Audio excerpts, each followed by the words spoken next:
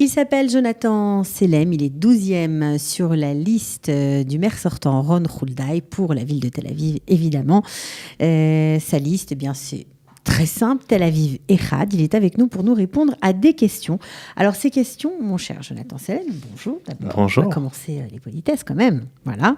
Bienvenue. Merci beaucoup. Mais de rien. En fait, ces questions ont été posées à tous les candidats francophones qui se présentent à travers les différentes villes d'Israël sur différentes listes. Donc, ce sont les mêmes questions pour tout le monde. Elles ont été en fait élaborées par les associations et les professionnels de l'AIA, par Kalita également aussi.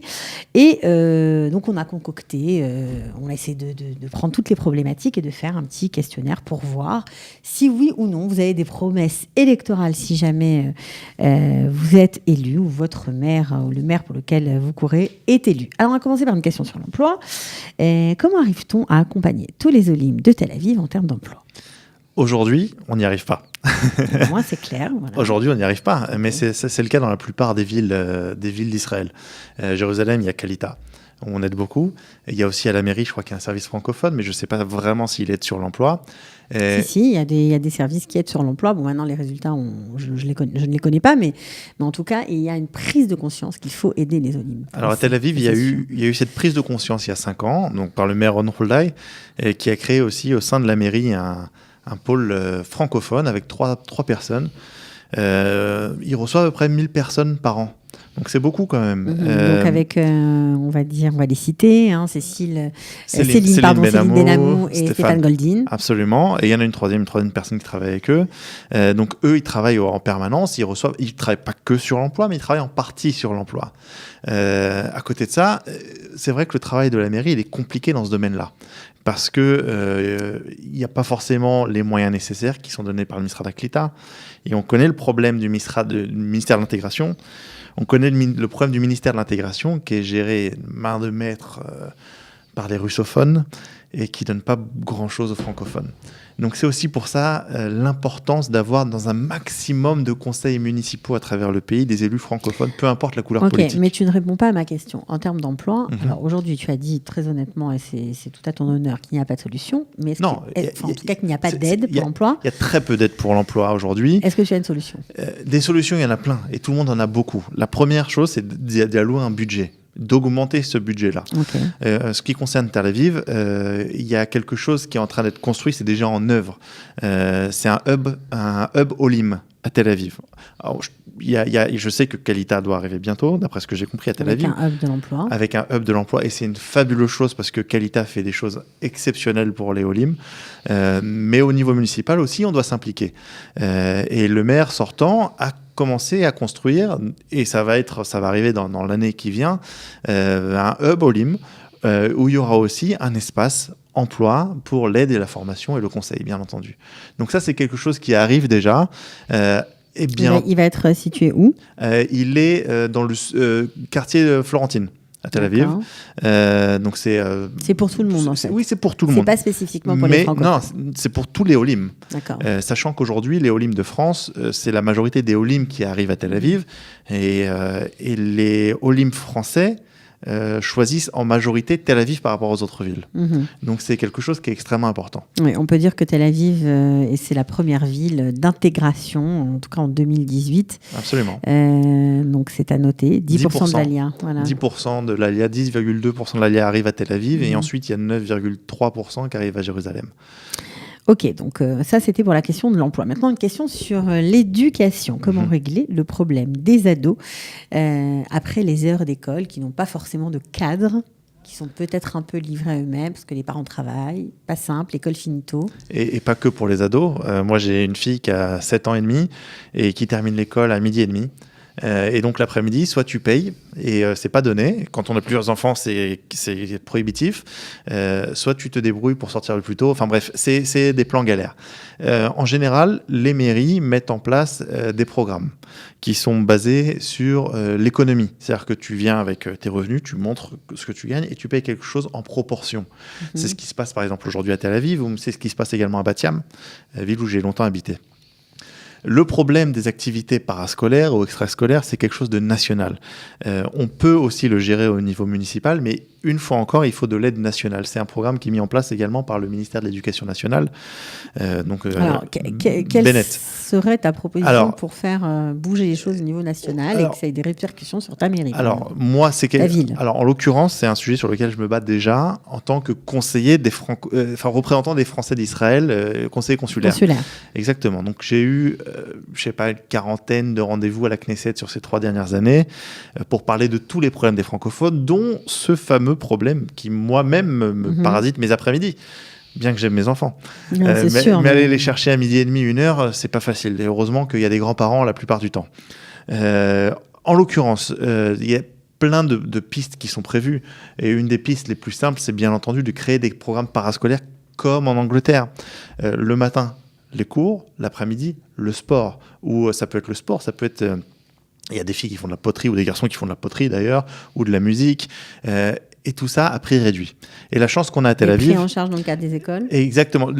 La plupart du temps, oui. Et la chance qu'on a à Tel Aviv, c'est qu'on a une des arnonas les plus basses d'Israël, grâce aux entreprises, aux nombreuses entreprises qui payent les impôts locaux, absolument. Et donc, il y a quand même énormément de choses qui sont faites pour les jeunes à Tel Aviv. Ok. Une question sur le logement, Jonathan. Il n'y a pas de Merkaz Klita pour les familles dans la plupart des villes d'Israël. Que ferais-tu pour faciliter l'accès au logement pour les nouveaux immigrants? Déjà, moi je ne suis pas fan du Merkaz Klita pour plusieurs raisons. Une des premières raisons, c'est que c'est vraiment dégueulasse. C'est dans un piteux état. Les lits, c'est de la mousse sur des fils de fer et personne ne devrait avoir à subir ça. Maintenant, je dis ça en sachant très bien que l'Alia, c'est pas facile, que trouver un appartement, etc., c'est une catastrophe, que les loyers sont prohibitifs également dans la plupart des endroits, sauf celui qui va aller vivre. C'est fun l'Alia avec vous. Sauf celui qui va aller vivre à Dimona tout de suite. Non, mais c'est vrai, c'est un constat qu'il faut tirer. Il faut être honnête. Les prix c'est simple. Regarde. Il y a ce qu'on appelle un indice de qualité de vie et de niveau de vie, d'accord ? C'est un indice international.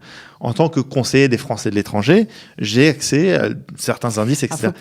Je vais quand même préciser, parce que ça n'a rien à voir avec le député de ça n'a rien à voir, qui s'appelle bien sûr Meir Habib, absolument.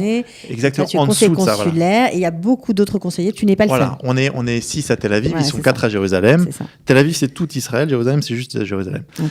Bon, en tout cas, voilà. Il y a cet indice qui témoigne du niveau de la cherté de la vie, d'accord ? La France a un indice de 91 ou 92, ce qui est déjà très élevé, ce qui le place parmi les 10-15 plus chères métropoles au monde. Tel Aviv a un indice de 102. C'est-à-dire que Tel Aviv, c'est au-dessus de la France. Le prix du mètre carré, le prix de logement, etc. Donc, il y a un vrai problème qui est global. Alors, à Tel Aviv, la politique municipale... Est-ce que tu as des solutions ?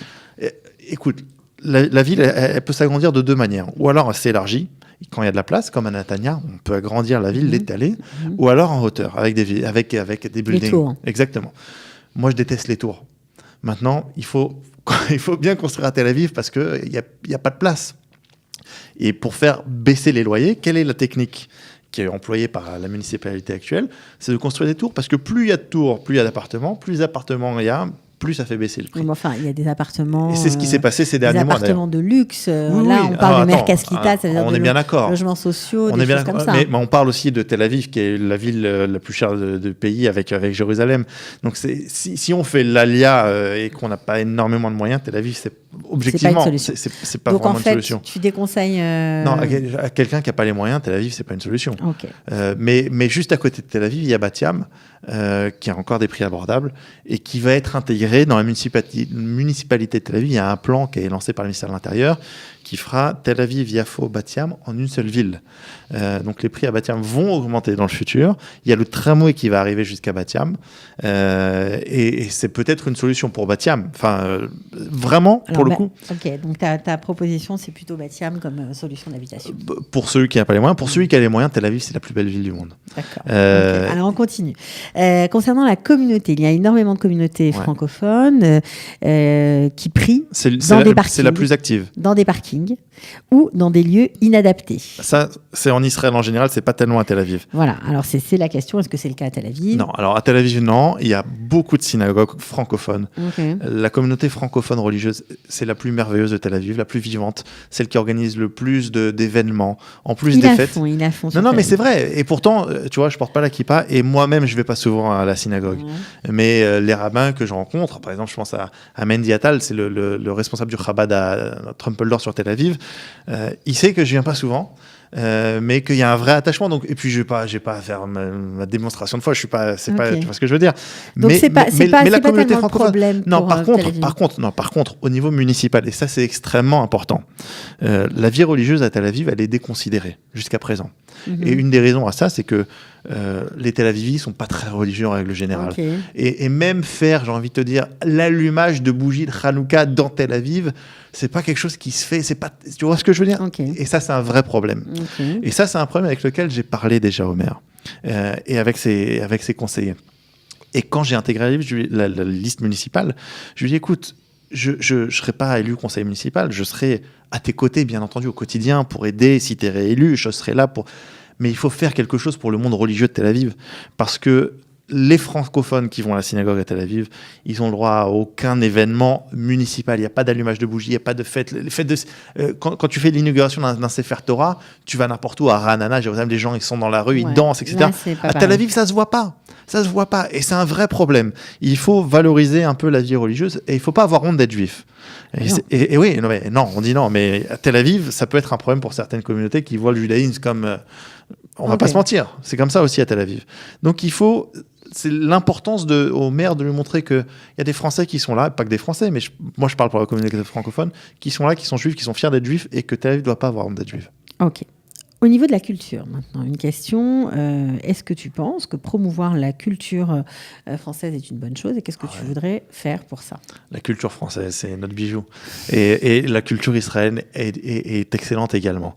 On a la chance dans les jours qui viennent, on est dans un environnement où il y a un festival de théâtre francophone, où il y a des festivals de cinéma francophone. Tel Aviv, c'est une des villes, des richesses culturelles du pays. Il y a la compagnie de danse Batsheva, qui est la principale compagnie de danse moderne au monde. Donc il y a vraiment quelque chose de fabuleux.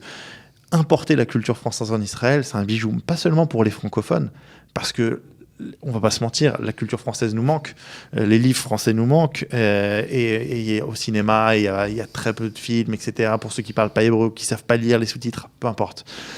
Il y a des gens qui ont le courage aujourd'hui, une énergie incroyable, qui créent des festivals de comédie. Il faut les encourager. Et moi, je suis tellement ravi d'habiter à Tel Aviv pour ça. Je peux vous dire que cette semaine, il y a Patrick Timsit qui vient. On va passer du bon temps et on est vraiment, vraiment très reconnaissant de tous les producteurs. Ok, d'accord. Est-ce que tu as un message pour ceux qui sont là depuis longtemps? On les appelle les Olim Vatikim, voilà, pour les sensibiliser aux questions d'Alia et les inciter à se mobiliser pour aider les jeunes nouveaux immigrants. Alors, il y en a beaucoup, et on ne va pas se mentir, qui sont là aujourd'hui pour aider les nouveaux immigrants. Ils donnent de leur temps, ils les reçoivent parfois chez eux, ils les invitent à prendre un café, ils leur expliquent parfois même avant l'Alia. En tant que conseiller des Français de l'étranger, j'ai eu l'occasion de mettre en relation plusieurs familles qui voulaient faire leur Alia avec des gens qui sont ici. Donc oui, il faut que les personnes qui sont là depuis un certain temps... Qu'est-ce que tu ferais pour les inciter à se mobiliser encore plus, davantage? Il n'y a pas grand-chose à faire qu'à leur expliquer la situation. Communiquer, en fait. Communiquer. En fait, c'est très simple. Même toi, quand tu es arrivé ici, il y a une vingtaine d'années maintenant, 15 ans. À peu près, ouais, non, un peu plus. Ouais. Quand tu es arrivé, il n'y avait personne pour t'aider, ou très peu de gens, et on ne communiquait pas assez. Alors aujourd'hui, il y a des médias, c'est formidable. Il y a Kalita, il y a l'agence juive aussi, même s'il y a encore du travail à faire, l'agence juive. Mais il faut que les personnes, les Olim Vatikim, ceux qui ont l'expérience de l'Alia, ceux qui ont la galère de l'Alia, ceux qui ont réussi, ceux qui ont échoué, partagent leur expérience. Partagent l'expérience. C'est ce qu'on fait. C'est ce qu'on fait un peu ici tous les jours. On partage les expériences. Mais c'est pareil pour tout. Et ça me rappelle, alors c'est un comparatif un peu macabre, mais qu'est-ce qui se passe le jour de Yom HaShoah? Ce sont les anciens qui viennent ici, qui répètent leurs histoires, qui racontent leurs histoires, qui partagent. Parce que oublier, c'est commettre la même histoire. C'est répéter en boucle. Donc, moi, c'est ce que je fais en tout cas. Je suis là depuis 12 ans. Je suis pas non plus, ça fait pas 20 ans. Mais j'ai mon histoire, j'ai mon expérience, j'ai eu mes galères. Et quand je peux aider quelqu'un, je l'aide tout le temps, vraiment. Ok. Les chiffres de l'ALIA sont en baisse constante, on le sait. Qu'est-ce que tu souhaites faire pour encourager les Olympes de France à venir en Israël et en particulier à Tel Aviv? Je crois que nous, à notre niveau, on n'a rien à faire. Je crois que la France fait très bien le travail tout seul pour les faire fuir. Je pense que c'est pas sympa, ça. Non, mais c'est pas sympa, mais c'est une certaine réalité. Okay. Et puis, bon, j'ai pas envie de retaper sur les médias, j'ai pas envie de retaper sur Élise Lucet, alors, comme ça. Qu'est-ce que toi, tu as envie de faire? Mais en gros, j'aimerais... Écoute, regarde, il y a 20 ans de ça, il y avait 650 000 juifs en France. Aujourd'hui, il y en a 480 000. Et malgré cette chute dramatique, qui n'est pas liée qu'à l'ALIA, parce que c'est un pois chiche dans le couscous qu'a fait l'ALIA. Il y en a qui sont partis aux États-Unis, il y en a au Canada, mais il y en a d'autres qui ont eu des mariages mixtes. Donc les enfants ne sont plus juifs, ou je considère plus juifs, et ça se perd, etc. Je suis pas là pour juger qui que ce soit, ni quoi que ce soit. Par contre, une chose est sûre, il est extrêmement, à mes yeux, important de pouvoir venir en Israël et profiter d'Israël. Parce qu'Israël, c'est un pays magnifique qui offre toutes les opportunités. Si tu remontes un peu... Il y a une promesse concrète ou pas Moi, je peux rien faire. Ça fait... Tous ceux qui me connaissent, je milite pour que tout le monde vienne en Israël. D'accord. Et je communique à fond là-dessus. Donc pour toi, en l'occurrence, je fais vraiment de la propagande là-dessus. D'accord. Malgré tout ce qu'on peut vivre à droite à gauche, parce que c'est pas facile. Mais Israël, c'est un paradis pour un juif. On n'a pas honte d'être juif. On a la kippa ou pas la kippa, peu importe. On peut à la synagogue. Donc pour toi, c'est plutôt faire savoir qu'il fait bon vivre ici. Il y a une qualité de vie qui est exceptionnelle en Israël. Il faut en profiter. 5 sur 5, c'est parfait. Dernière question, c'est une question d'une auditrice. Ouais. Elle s'appelle Shoshana Bechar et elle nous demande si on peut faire en sorte que le français soit traduit dans toutes les institutions de Tel Aviv. Alors, c'est quelque chose, on en a encore parlé hier soir avec un conseiller municipal qui s'appelle Ethan Schwartz, qui est francophone lui-même d'ailleurs, et on a convenu, et je peux pas faire de promesses électorales au nom du maire. Non, mais en fait, on n'a pas, par exemple, on est dans les coulisses. Tout ce qui est système de paiement des factures en ligne, etc., c'est compliqué à mettre en place, et ça coûte extrêmement cher. Mais j'en ai parlé aussi. Mais pour tout ce qui est guide municipal, pour les écoles, les mairies, comment on fait ci, comment on fait ça, il va y avoir des traductions en français. Ok, ça c'est une bonne nouvelle. On était ravis de t'accueillir, Jonathan Simon-Selem. Il va y avoir des traductions en français si le maire est réélu. Si le maire, c'est bien. Tu perds pas le nord, c'est parfait. Ok, donc tu es 12e sur la liste de de Tel Aviv Echad, parce que vous avez le même nom de liste, donc on peut se tromper. Merci beaucoup. Et puis, bonne chance alors. Merci beaucoup. De rien. À bientôt. À bientôt. Ciao.